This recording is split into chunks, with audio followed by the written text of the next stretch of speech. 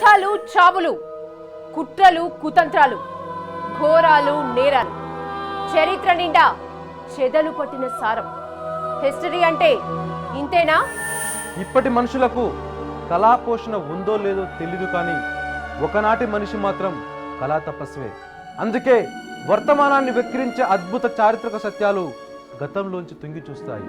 అల్లంత దూరాన సుదూర తీరంలో ఆకాశం కూడా ఆశ్చర్యపడే ఓ చారిత్రక కట్టడం చందమామ కథలో చెప్పలేదు, రెక్కల గుర్రం మీద వచ్చే రాకుమారుడు ఊహించలేదు. ఎందుకు కట్టారో, ఎలా కట్టారో, రాళ్ళెత్తిన కూలీల చెమట చుక్కలకు ఏ షరాబు ఖరీదు కట్టాడో, ఏదైతే ఏంటి చూడ్డానికి రెండు కళ్ళు చాలవు. ఆ రాతి గోడలు చెప్పే సంగతులు ఓ కొత్త అనుభూతిని పరిచయం చేస్తాయి. అందుకే కావచ్చు దశావతారాల విష్ణువు, జీవిత సత్యాన్ని తెలుసుకున్న బుద్ధుడు వంతులేసుకొని మరి ఆ దేవాలయంలో దేవుళ్ళయ్యారు. ఇంతకీ ఏంటా దేవాలయం, ఎక్కడుందా గుడి? ఆ చారిత్రక ప్రయాణమే ఈ వారం అనంతం.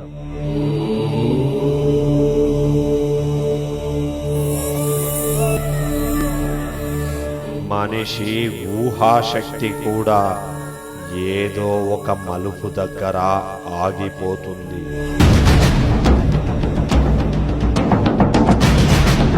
విశ్వపు అంచులను తాకొచ్చే ఆలోచనను ఒక్కోసారి ఏదో శక్తి అడ్డుకుంటుంది.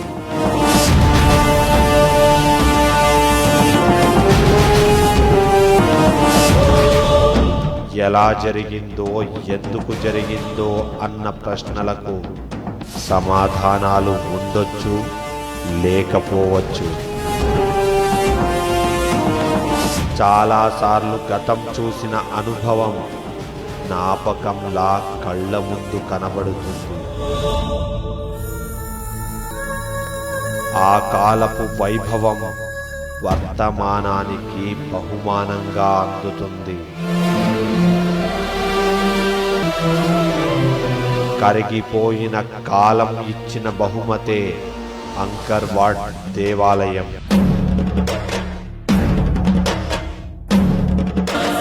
ప్రపంచంలోనే అతి పెద్ద హిందూ దేవాలయం. రాజులు పోయారు, రాజ్యాలు పోయాయి, కానీ జ్ఞాపకాలు మాత్రం పదిలంగానే ఉన్నాయి. వర్తమానం వెక్కిరిస్తున్నా భవిష్యత్తుపై బెంగ లేకుండా గతకాలపు వైభవాన్ని ఘనంగా చాటుతున్నాయి. కళో, సాంస్కృతిక వైభవమో, అలౌకిక ఆనందమో, ఆధ్యాత్మిక ఆరాధన, అంకర్ వాట్ లాంటి మహా నిర్మాణానికి పునాదులు పడ్డాయి. అంతులేని చరిత్రకు అద్భుత సాక్ష్యాన్నిచ్చాయి, అనేక అనుమానాలను మిగిల్చాయి. అస్తిత్వం అద్భుతమే కావచ్చు, కానీ ఏదో జరిగింది. అందుకే చరిత్ర చీకట్లో కలిసిపోయింది. యుద్ధాలను చూసింది, తిరుగుబాట్లను తట్టుకుంది, ఆధిపత్య పాలనలోనూ అస్తిత్వ పోరాటం చేసింది.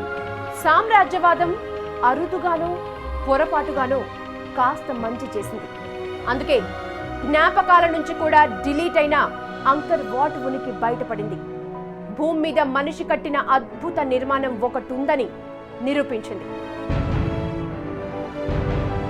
1860 చీకట్లో కలిసిపోయిన అపురూప సాంస్కృతిక సంపద కాలగర్భాన్ని చీల్చుకొని బయటకొచ్చింది.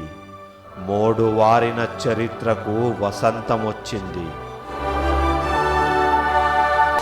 ఫ్రెంచ్ రచయిత, పర్యావరణవేత్త హెన్రీ మౌట్ అంకర్ వాట్ దేవాలయాన్ని కనుగొన్నాడు. ఏ యూరోపియన్ దేశంలో లేని కళా సంపదను అంకర్ వాట్లో చూసిన హెన్రీకి అదో అద్భుతమైన కట్టడమనిపించింది. తన రచనలతో అంకర్ వాట్ను ప్రపంచానికి పరిచయం చేశాడు. ఇక్కడి కళా సంపద గురించి తెలుసుకున్న ఫ్రాన్స్ 1863 ఆగస్టు 11న కాంబోడియాను ఆక్రమించుకుంది, వలస దేశంగా మార్చుకుంది.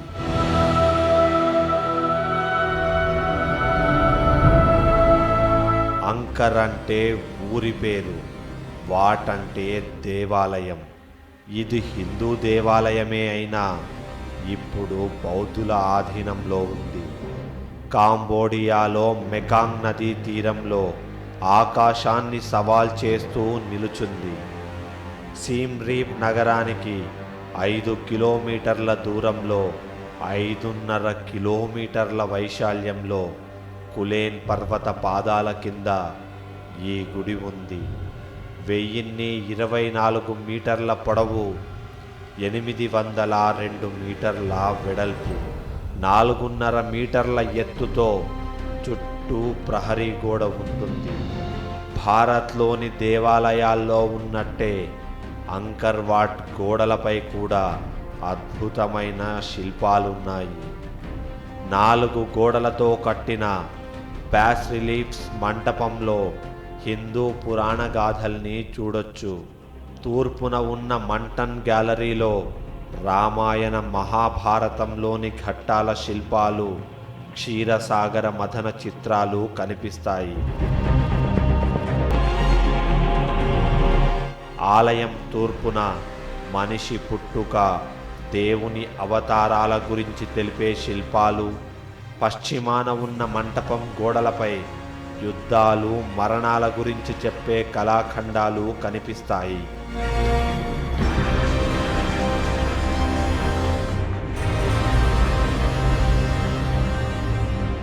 దక్షిణ మంటపం గోడలపై మహామునులు, అప్సరసల నాట్య విన్యాసాలు, యమలోకానికి చెందిన చిత్రాలు అద్భుతంగా చెక్కి ఉన్నాయి. దేవాలయ ముఖద్వారం నుంచి లోపలికి వెళ్ళగానే 3 ఆలయ గోపురాలు కనిపిస్తాయి.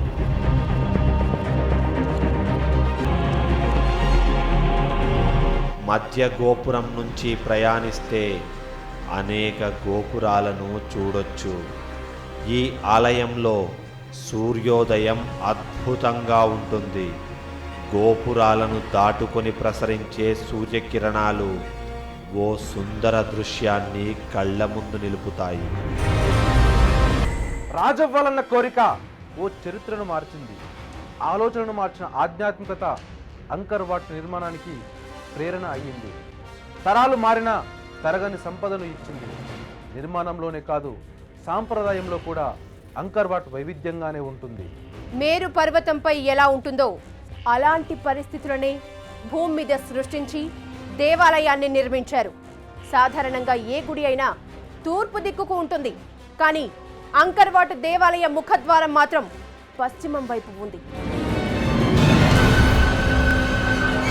కాంబోడియాను ఇంతకు ముందు కంపూచియా అనేవాళ్ళు. మన పురాణాల ప్రకారం కాంబోజ దేశమే నేటి కాంబోడియా. చైనా హిందూ శాస్త్రాల ప్రకారం ఈ ప్రాంతాన్ని భరతఖండానికి చెందిన రాజులు పాలించారు. చోళ రాజ్యానికి చెందిన రెండో జయవర్మ టోనెల్సాప్ నదీ పరివాహక ప్రాంతాన్ని ఏలుతున్న నాగా అనే రాజకుమారిని పెళ్లి చేసుకొని ఇక్కడ రాజ్యాన్ని ఏర్పాటు చేసినట్టు చారిత్రక ఆధారాలున్నాయి. అప్పట్లో ఈ ప్రాంతాన్ని ఖమేర్ సామ్రాజ్యం అని పిలిచేవాళ్ళు.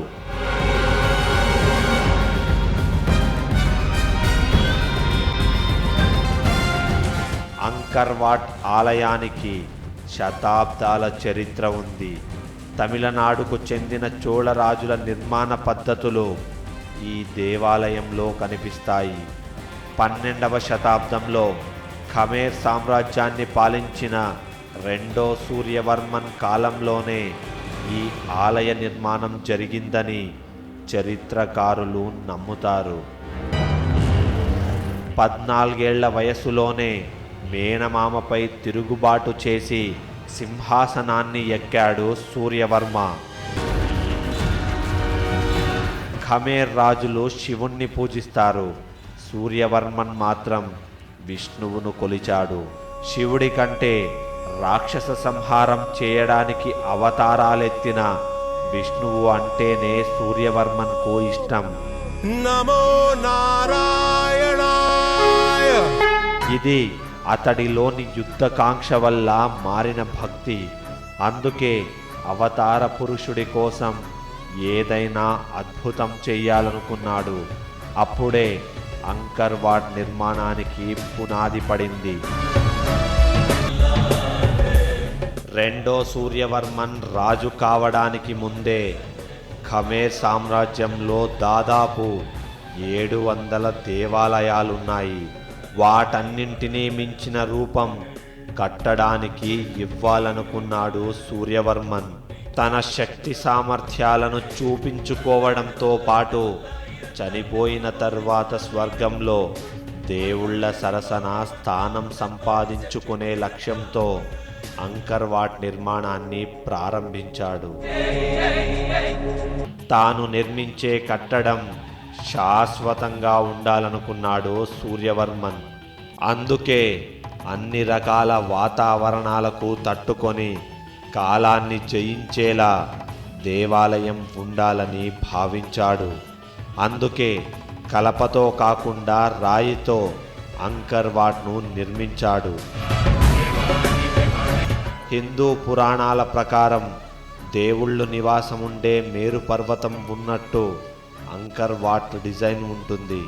మేరు పర్వతానికి ఉన్నట్టే దాని శిఖరాల స్థానంలో 4 దిక్కుల చతురస్రాకారంలో 4 గోపురాలు, మధ్యలో ఇంకో గోపురం ఉంటుంది. మేరు పర్వతం చుట్టూ ఉన్నట్టే నీళ్లు ప్రవహించడానికి వెడల్పైన కందకం త్రవ్వారు. ఖమేర్ సామ్రాజ్యంలో ఉన్న దేవాలయాలన్నీ తూర్పు అభిముఖంగా ఉంటాయి. కానీ అంకర్ వాట్ మాత్రం పశ్చిమంగా ఉంటుంది. ఇలా ఎందుకు ఉందో చాలామందికి అర్థం కాలేదు. హిందూ సాంప్రదాయం ప్రకారం ఆలయాలన్నీ తూర్పు వైపుకే ఉండాలి. అంకర్ వాట్ అలా లేకపోవడం వెనుక ఏదో మర్మం ఉందన్న అనుమానాలొచ్చాయి. ఈ ప్రశ్నలన్నింటికీ విష్ణుమూర్తే సమాధానం చెప్పాడు. విశాల విశ్వంతో విష్ణువుకున్న అనుబంధానికి అంకర్ వాట్ గుర్తుగా నిలుస్తుంది. విష్ణు భక్తిని చాటుకోవడానికి రెండో సూర్యవర్మన్ సంప్రదాయాలను కూడా పక్కన పెట్టాడు. విశ్వంలోని పశ్చిమ భాగంలో విష్ణుమూర్తి ఉంటాడన్న నమ్మకంతో అంకర్ వాట్ దేవాలయం అటు దిక్కు ఉండేలా నిర్మించాడు. నాటి ఇంజనీరింగ్ అద్భుతానికి నిలువెత్తు సాక్ష్యం అంకర్ వాట్. చిత్తడి నేలపై భారీ కట్టడాన్ని ఎలా నిర్మించారో తెలుసుకోవడానికి నేటి ఇంజనీర్లకు సంవత్సరాలు పట్టింది. వైభవానికి మరకలు పడతాయి. అందుకే అంకర్ వాట్ కూడా అస్తిత్వ పోరాటం చేసింది. అప్పట్లోనే 30 సంవత్సరాలు పట్టిన ఈ నిర్మాణానికి ఇప్పుడైతే సింపుల్ గా ఓ 300 సంవత్సరాలు పడుతుంది. ఇదేదో గాలి లెక్క కాదు. ఇంటర్నేషనల్ ఆర్కిటెక్చర్ కంపెనీ లెక్కేసి మరీ చెప్పిన మాటిది. అంకర్ వాట్ దేవాలయాన్ని కట్టాలన్న ఆలోచన అయితే వచ్చింది, కానీ దాన్ని ఎక్కడ నిర్మించాలన్న ప్రశ్న సూర్యవర్మన్ను వేధించింది. తన శక్తి సామర్థ్యాలను చూపించుకోవాలంటే రాజధాని అంకర్కు దగ్గరలోనే కట్టాలని సూర్యవర్మన్ భావించాడు. అంకర్కు 5 కిలోమీటర్ల దూరంలో 500 ఎకరాల అటవీ ప్రాంతంలో దేవాలయ నిర్మాణ పనులు ప్రారంభమయ్యాయి. ఖమేర్ పాలనలో నీటిని నిల్వ ఉంచుకునే అద్భుత టెక్నాలజీ ఉండేది. వానాకాలంలో నీళ్లను స్టోర్ చేసుకొని కరువు వచ్చినప్పుడు ఆ నీటిని వాడుకునేవారు. ఖమేర్ ఇంజనీర్లు ఏం చేశారో గాని అక్కడ నీళ్లు పల్లం నుంచి ఎత్తుకు ప్రవహించేవి. ఖమేర్లో కట్టిన రిజర్వాయర్లు ఇప్పటికీ కంబోడియాలో ఉన్నాయి. ఆ రోజుల్లో వాడిన టెక్నాలజీని ఇప్పటి సైంటిస్టులు ఇంకా తెలుసుకోలేకపోతున్నారు. ఆ టెక్నాలజీనే అంకర్ వాట్ నిర్మాణంలో వాడారు.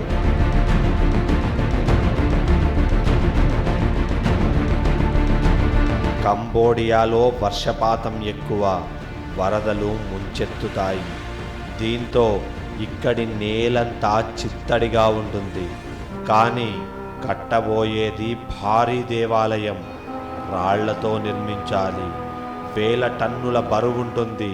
అది చిత్తడి నేలపై నిలబడుతుందా అన్న అనుమానం సూర్యవర్మన్ ఇంజనీర్లకు వచ్చింది. కట్టడం కలకాలం చెక్కు చెదరకుండా ఉండాలంటే ఏదో ఒక అద్భుతం చేయాలి. ఆ అసాధ్యాన్ని సాధ్యం చేశారు సూర్యవర్మన్ ఇంజనీర్లు. ఆకాశం నుంచి చూసేవారికి సముద్రంలో తేలుతున్న ఓడలా అంకర్వాట్ దేవాలయం కనిపిస్తుంది. చిత్తడి నేలపై భారీ కట్టడం స్థిరంగా ఉండాలంటే నీళ్ల మధ్యలోనే కట్టాలనుకున్నారు. దేవాలయం కోసం ఎంచుకున్న ప్రదేశం చుట్టూ భారీ రిజర్వాయర్ను నిర్మించారు. వానాకాలంలో పడే వర్షాలకు ఆ రిజర్వాయర్ నిండుతుంది. ఒకవేళ ఎండాకాలంలో నీళ్లు ఆవిరైనా భారీ రిజర్వాయర్తో ఆ భూగర్భంలోకి కొంత నీరు అప్పటికే చేరుతుంది. అలా ఇక్కడి నేల తేమను కాపాడుకుంటుంది. దీంతో ఈ ప్రాంతం భూమిలోకి కుంగిపోదు. ఆ ఫార్ములాతోనే అంకర్వాట్ లాంటి భారీ కట్టడాన్ని చిత్తడి నేలపై కట్టారు. అంకర్వాట్ సైజ్, దాని నిర్మాణానికి ఎంచుకున్న ప్రదేశం ఏదో రహస్యం ఉందన్న అనుమానాలకు కారణమయ్యాయి. ఎందుకంటే ఆలయం ఉన్న 500 ఎకరాలు దట్టమైన అడవి ప్రాంతం. అక్కడున్న చెట్లను నరికి జంతువులను తరిమేసి దేవాలయాన్ని నిర్మించారు.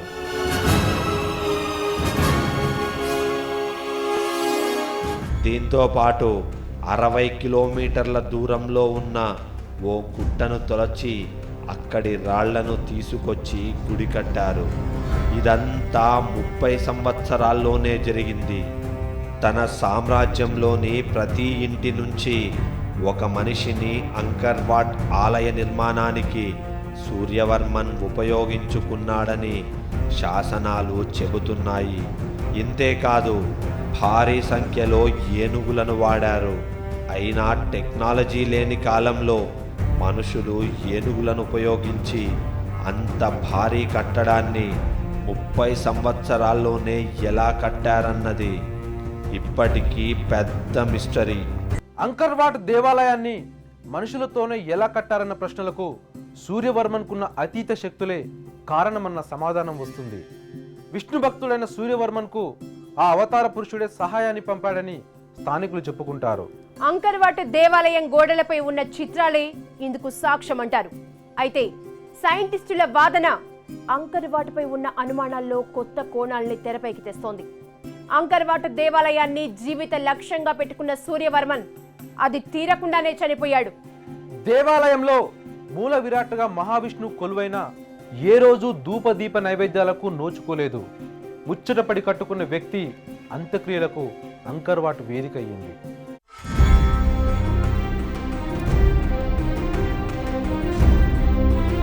అంకర్వాట్ దేవాలయాన్ని మనుషులే నిర్మించారు. కానీ వాళ్లకు అతీత శక్తులు సహాయం చేశాయని కంబోడియన్లు నమ్ముతారు. సూర్యవర్మన్ విష్ణు భక్తుడు. అందుకే దేవలోకం నుంచి కొంతమంది వచ్చి అంకర్వాట్ నిర్మాణంలో పాల్గొన్నారని వాదనలున్నాయి. దేవాలయం గోడలపై కనిపించే కొన్ని విచిత్ర ఆకారాలు అతీత శక్తులే అంటారు. పనులు చేస్తున్న వారిలో కొంతమంది శరీరాలు మామూలుగా ఉన్నాయి.